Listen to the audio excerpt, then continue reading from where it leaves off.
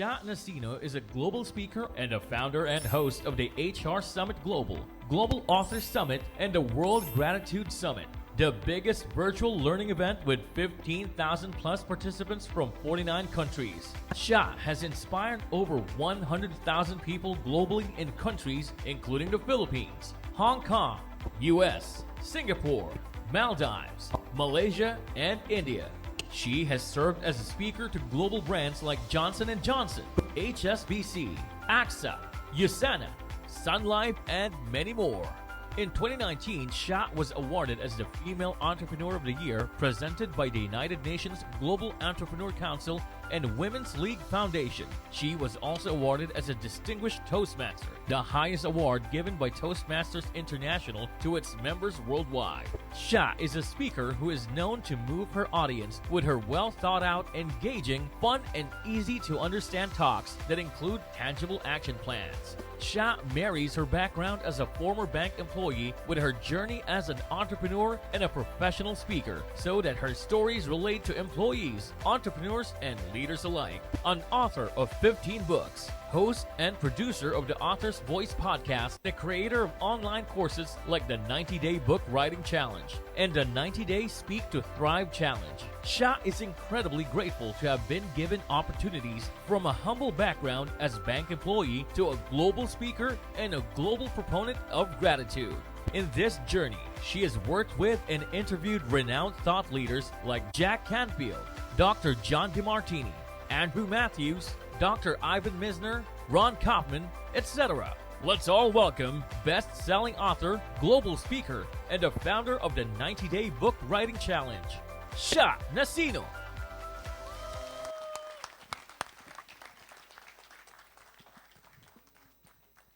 Good afternoon, everyone. May I please invite everyone to please stand up. Find a partner. Turn to your partner. Look at that person in the eye. Okay? And tell that person, I see you. All right. Thank you very much. You may now sit down.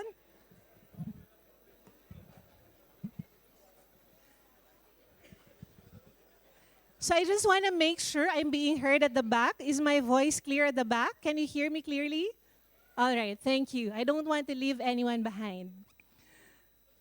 I'm the closing speaker for this afternoon, and by this time, you've already learned so much information from our amazing speakers. And by this time as well, maybe you are tired already, info overloaded, so inspired to take action. I feel you and I see you. And this is exactly my topic for this afternoon. I'd like to talk about the power of being seen. I was in the Maldives in 2019 during the L&D conference. Who was here in 2019? Okay, so I see some familiar faces. And my heart burst with joy and love because people approach me and it's like we've been friends for so long. I see you, and I'm so grateful for your warm welcome to me. I wear many hats, but one of my favorite hats is that of a big sister.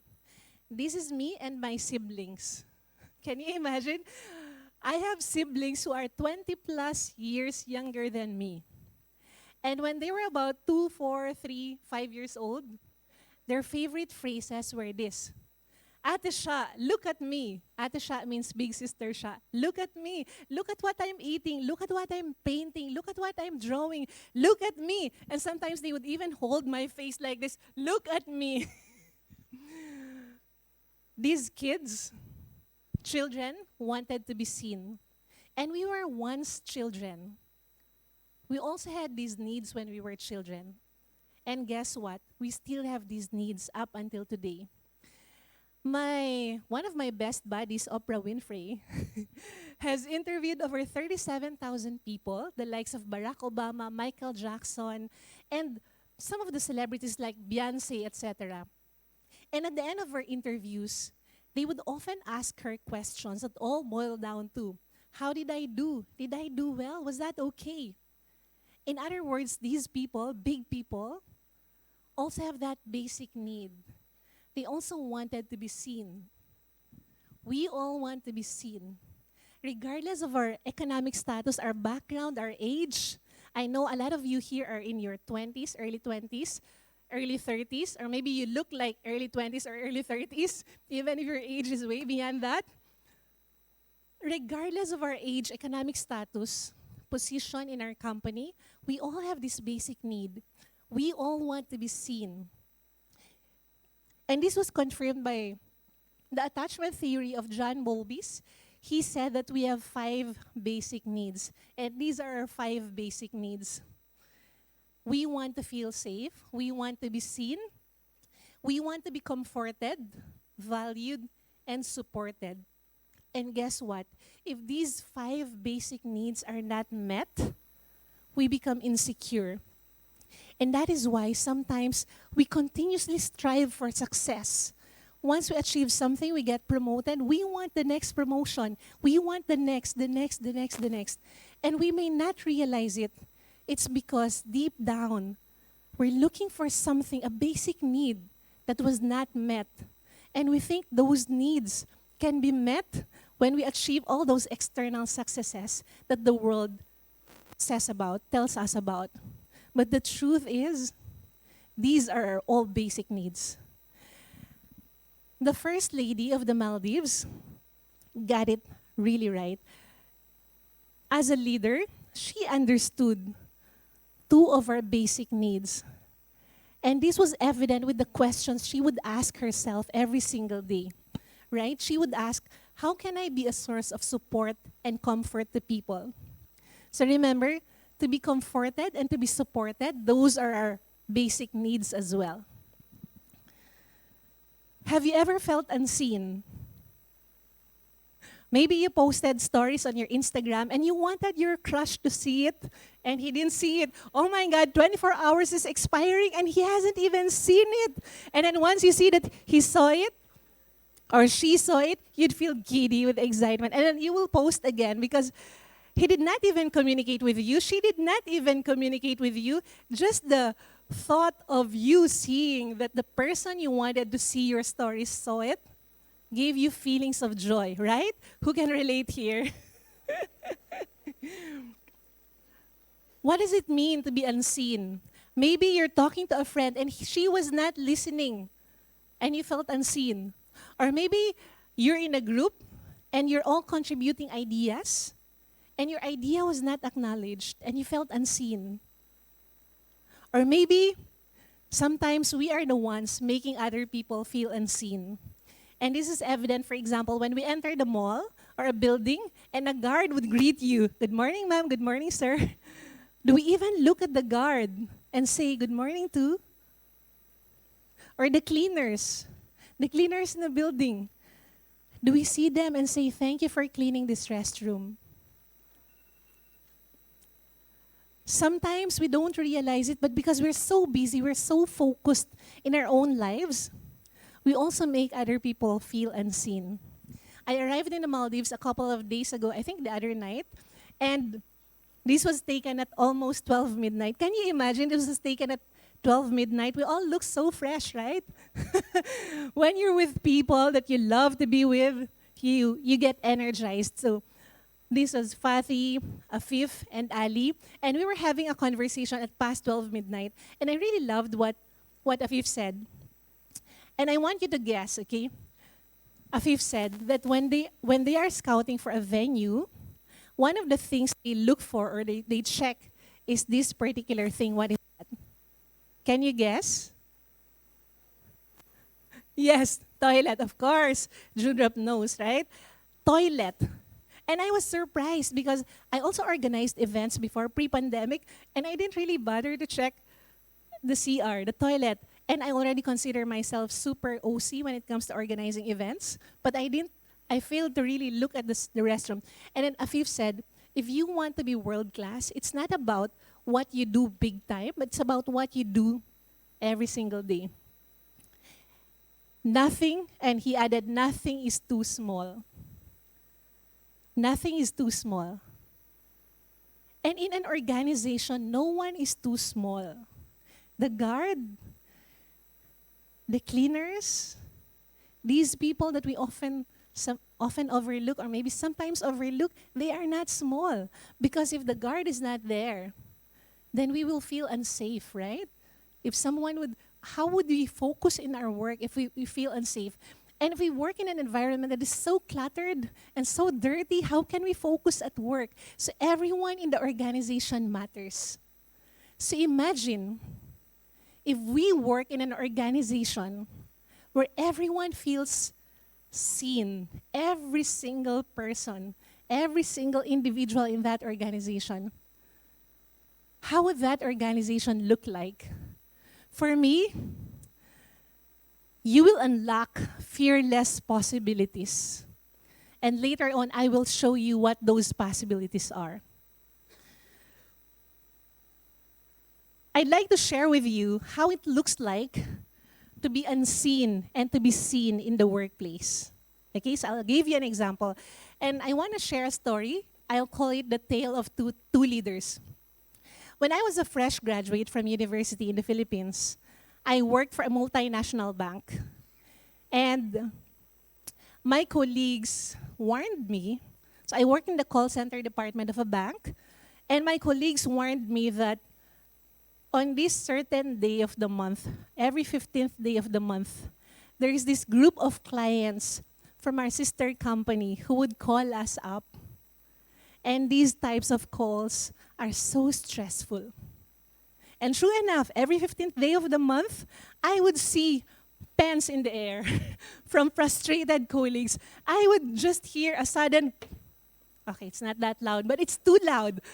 And then at the end of taking that call, I would see colleagues going out for their cigarette breaks just to release their cortisol, like Sarah said. It was so stressful. And they said, Sha, this is a norm. It's been happening for so many years now. And then one day I received that call. What was supposed to be a 1-minute call stretched to a 10-minute call.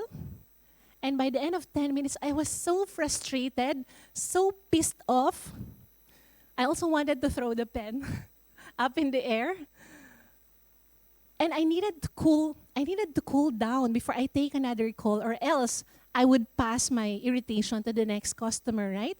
So imagine, if you are taking calls, imagine the calls waiting because I needed to cool down first. Imagine the calls that are being dropped because they're waiting too long, because what was supposed to be a 1-minute call would take 10 minutes. And there are a bunch of them who would call us every 15th of the month. So I went to my boss, let's call him leader number 1. Let's call him RJ. And I said, sir, I received this type of call. It's supposed to be a 1-minute call, but it's stretched to 10 minutes, and I'm so frustrated. This is the result. I feel like our service level would drop because of dropped calls. And I heard from my colleagues that this has been happening for years. With barely looking at me, my boss said, Sha, we're in the customer service department. We need to learn how to be patient. That was the advice. And if you take a look at the advice, it is a sound advice, right? There's nothing wrong with the advice. Or so I thought. So I went back to my seat, and later on, I'll show you how our service levels, or what is the atmosphere in our team. And then I had another leader. So after a few months, our leader number 1, RJ, was transferred to another role in another department. And we had a new leader. Let's call her Sheng.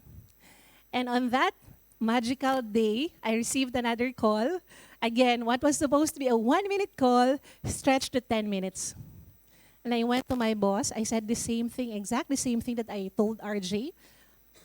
And you know what the second boss told me? Sha, give me the time of the call. I'll review the call. She also asked the other team members, who else received these types of nasty calls? Give me the time of calls, I'll review the calls. And you know what happened next? Those nasty calls did not happen anymore. And later on, I learned what happened, what the boss did, what boss number 2, Sheng, did. She reviewed all those calls. She communicated with the legal department of our company and asked if she can release the recording to the big bosses of our sister company so they can review for themselves. So they can review for themselves. And then the big bosses saw that, okay, we need to talk to our employees. And they did. And so that's why those nasty calls did not happen anymore. Now, come to think of it, what was the difference between Leader 1, RJ, and Sheng? By the way, those are not their real names. What is the difference between RJ and Sheng? The difference is that I felt seen by Sheng. She did not give me the spiel. She did not give me the usual SOP that will be said to a particular person, to a particular team member, but she really listened. She cared. And let me show you how our service levels looked like. So this was our service level with leader number 1. It's 65 to 70%. It's red. The team members were demotivated. So if you would go to the office, everyone is down and waiting for the 15-minute break or waiting for the dismissal time. And the general atmosphere was, I am here to work because I need to pay bills. We also had 15-minute breaks, one in the morning and one in the afternoon. And during 15 minutes break, that's really your right. You cannot be disturbed. And we really held on to our rights for our 15-minute breaks. But let me share with you what happened when Sheng stepped in. And this happened within a month. Now, this service level has been on for years. Years. Okay, and then a new leader stepped in, and this is the exact thing that happened. Our service level in just a month rose to 95% to 98%. It was so good that the global headquarters saw these numbers, and they made us models. They made our team models for the other teams. By the way, the company name is HSBC. So anyone here working for HSBC? The team members were highly motivated. I remember going to work being so excited because I know, okay, what will the boss do today? What is something new that the boss will do today? I was so excited. Work was exciting and meaningful for us. And during our 15-minute breaks, here's what happens. When we would see calls waiting, we would rush to our workstations and answer the call, even if the boss was not around. Because there's a very strong sense of ownership for our work. We pride ourselves for being the model in the entire world. Same team members, the same challenges, but the difference in results was day and night. Both team leaders, both leaders were so competent. The only difference is that the other boss saw us. The other boss really cared. Sheng really cared. And this is my realization in hindsight. When you feel seen, literally, you feel invisible. You feel like you didn't matter. And so this leads to demotivation at work. And there's actually a study. So I have a friend who's currently taking up Masters in Positive Psychology at University of Pennsylvania. And I would tell her about my discoveries, my realizations. I would be so excited. I just have anecdotal evidences, right? Like Sheng and RJ. And she gets so excited because she's presenting me all these decades of studies to support my realizations and my anecdotal evidences. So there's this study by authors Isaac and Ora Prilelsky, and he said that when people don't feel mattered, these happen. So one of them is work disengagement. And according to Gallup 2021, only about 34% of people are engaged in the workplace. So imagine the percentage that are disengaged. And what is the cost for the company? It is in billions of dollars. Literally, billions of dollars. When you matter in the workplace, these are the things that happen. So it's a study by Flett in 2018. Again, my friend from University of Pennsylvania shared all these studies with me. I've read all these things. Low absenteeism, better employee-manager relationships, higher engagement, greater resilience, higher levels of health and well-being. The possibilities are endless. fearless possibilities, when people feel cared. You know what saddens me? I feel that there is a lot of untapped potential in organizations and leaders. And it's because people are not motivated. People are not motivated enough. People don't feel like they have the flexibility to be creative, to be innovative. But once we give them that permission, you would be surprised at the so many possibilities. When you feel seen, you unleash fearless possibilities, whether that be in terms of employee well-being, productivity, creativity, engagement. So the question is, how do you make your team members feel seen? What is the formula? Now, I love formulas. I was a math person. I believe that every problem has a solution as long as you know the formula, like what Ahmed said, right, about problems. Every problem has a solution as long as you know the formula. And I love creating formulas that are simple, yet very powerful and effective. So I have been looking for this formula. What is the formula for being seen? What is the formula for being seen? I created the formula for writing a book. I was not a writer. I hated writing. The only thing I had was the desire to share a burning message. And I created a formula for writing a book wherein I can teach anyone how to write a book in 90 days, even if you're not a writer, and even if you're busy in your job or business. The only skill you need is the skill to write a sentence. And then follow my formula and you can write a book. So I created that formula, and we've also helped over 150 first-time authors write a book in 90 days as well. These are non-writers as well. So the formula is working. If you have the right formula, you can get the results that you want. And I'm so happy and excited to share with you that finally, I uncovered the formula. How do you make the people in your organization feel seen so you can unleash those fearless possibilities? And I'm going to share the formula with you today. But before I share the formula, I want to warn you that the formula is simple, but it is so powerful. It is simple, but it is so powerful. Are you excited to learn the formula? So I'll share it now. But before that, of course, here is my guiding principle. Whenever I share something as a speaker, as a keynote speaker, as a workshop facilitator, I don't want to share something that I just heard or read somewhere. I want to share something that I'm already living. So I have to walk the talk. I'm also a leader of my little organization of 2 to 3 people. Some are full-time, some are part-time. Very lean organization, right? And I want to show you the results that we have, because what I didn't realize was that I've been following the formula for so many years. So are you excited to know the results? Again, these are for just 2 to 3 people under my team. And these are the results that we have. This is also the result when I studied Sheng, the leader who unleashed these possibilities. She also followed that formula without her knowing it.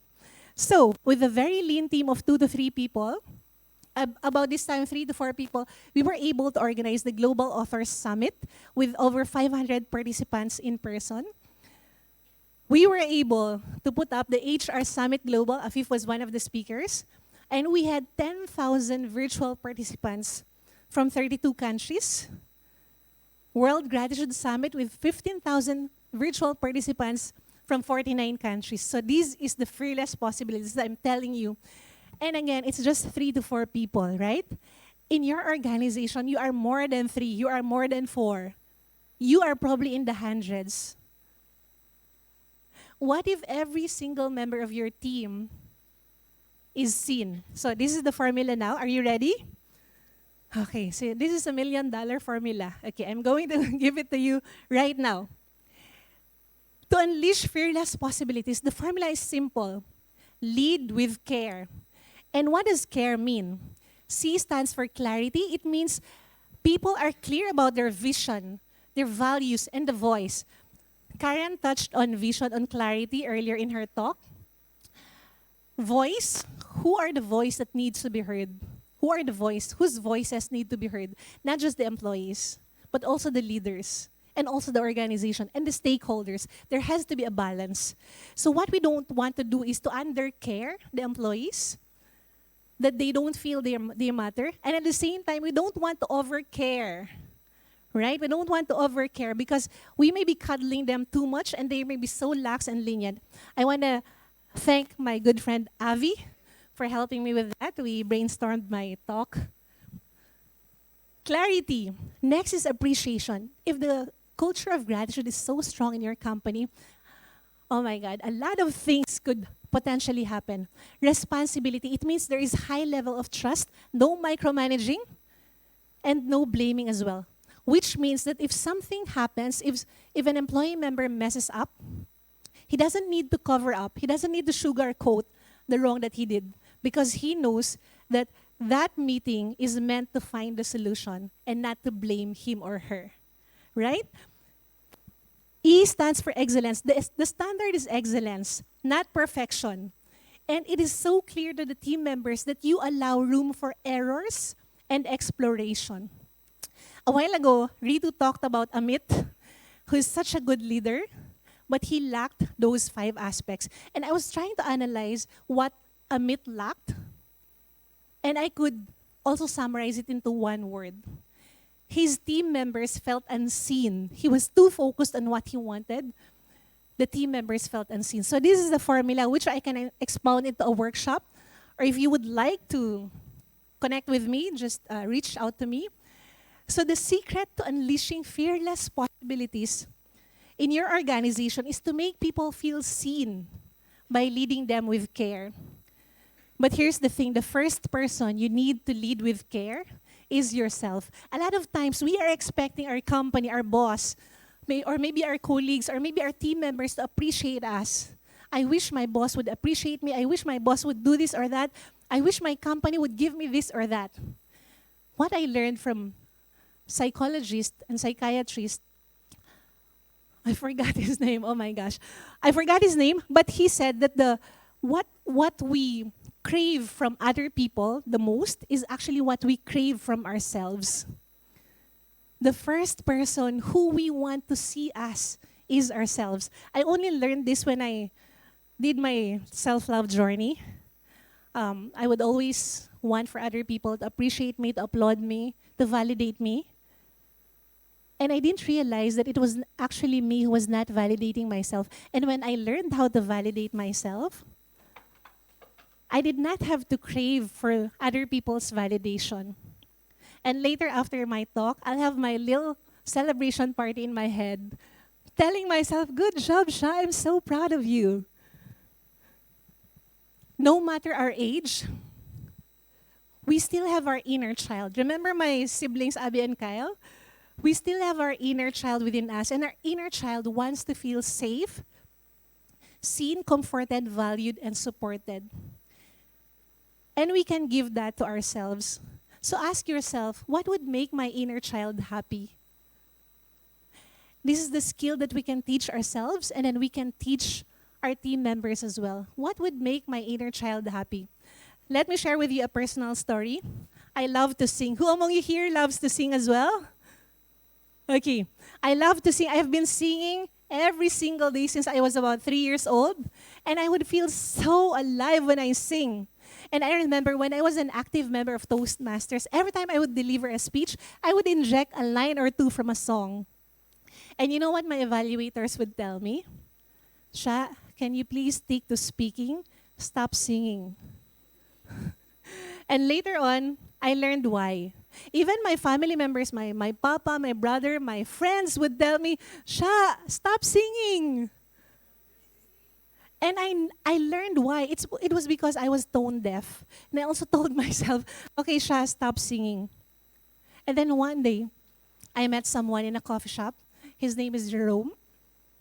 And he told me, Sha, sing. In the middle of the coffee shop, right? I didn't know anyone there. And it was the first time someone asked me to sing. That opportunity, and I stood up and I sang. Because that was the first time someone asked me to sing.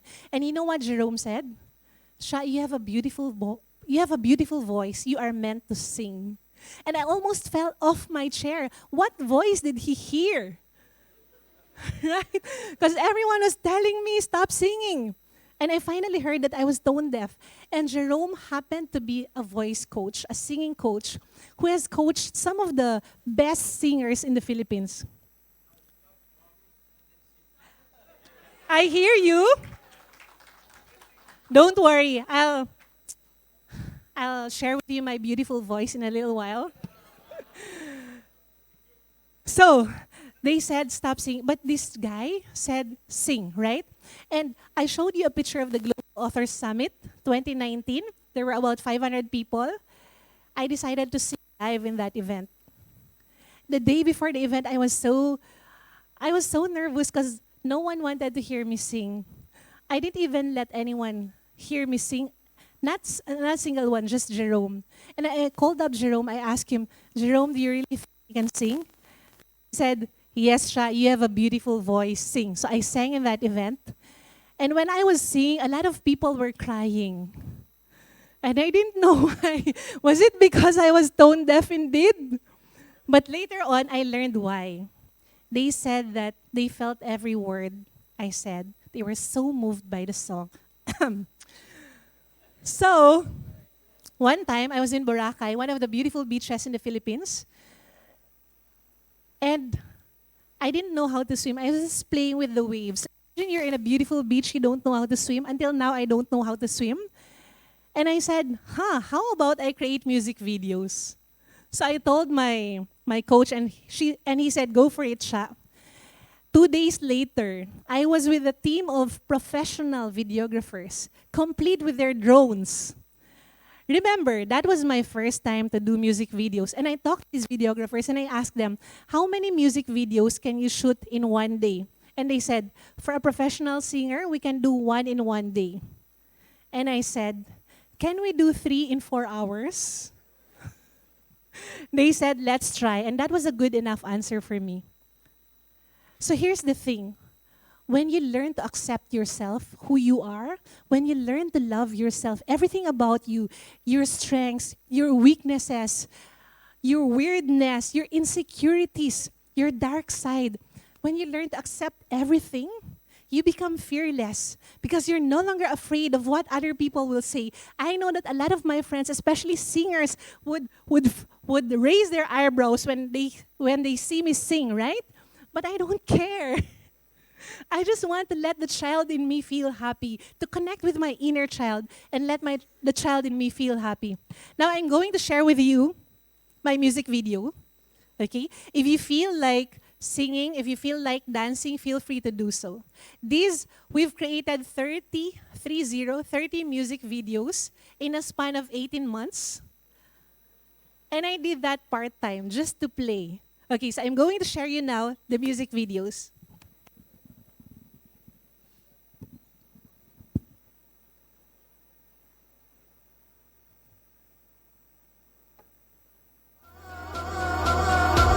But you are loved, oh, not because of what you've done, no. Even when your heart has run the other way, nothing's gonna change His love. And you are wanted, not because you are perfect. I know that you don't think you're worth that kind of grace, but look into His face, you'll know.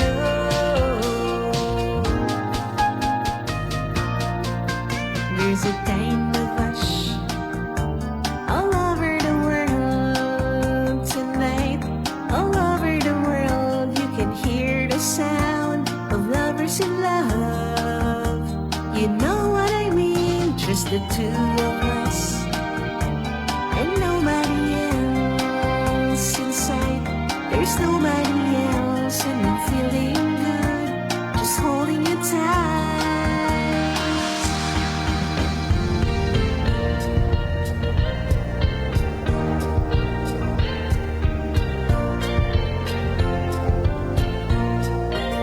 If you want to clap, feel free to do so. Top of the world, looking down on creation, and the only explanation I can find is the love that I've found ever since you've been around. Your love's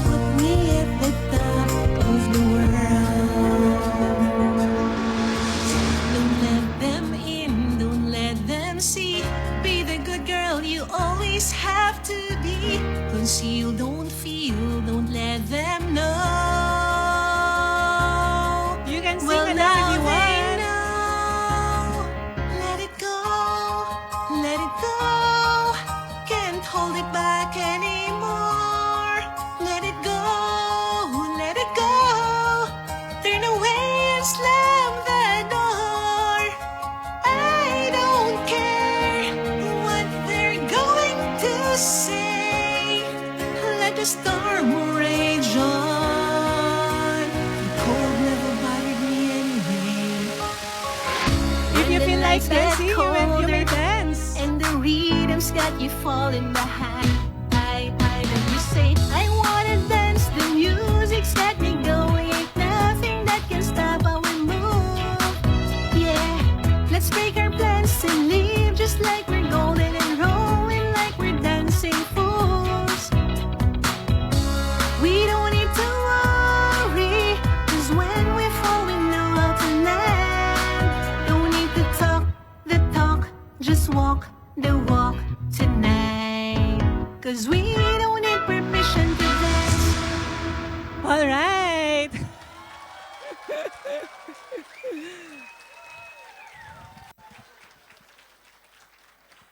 You know what I believe in?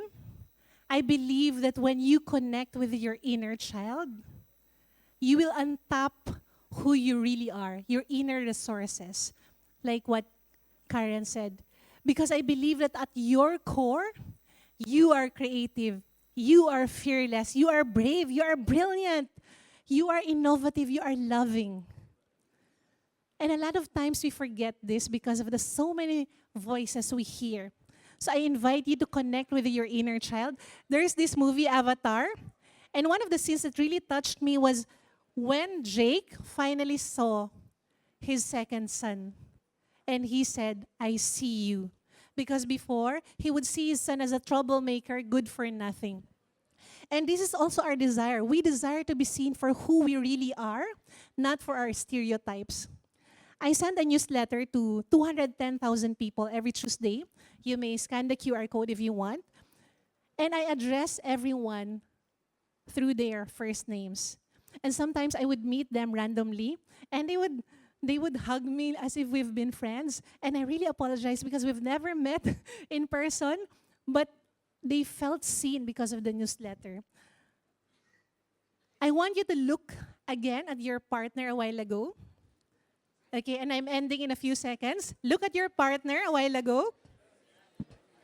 Okay, and this time, all right, don't say the words I see you first. This time, look at your partner and see that your partner, notice something that you appreciate about your partner, and also acknowledge that your partner has insecurities, has weaknesses, but despite his insecurities and weaknesses, he is still or she is still gorgeous, beautiful, worth it. He or she has what it takes. And tell that person, I see you. This is Sha Nacino. More power to Marp.